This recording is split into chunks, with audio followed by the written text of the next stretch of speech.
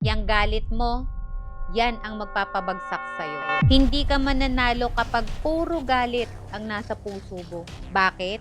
Hindi ka na logical mag-isip. Lahat ng desisyon mo magiging mali. Sa pagtibok pa lang ng puso mo, ubus na ang lakas mo. Para ka ng battering na drain. Wala ka nang magagawa. Wala ka nang matatapo.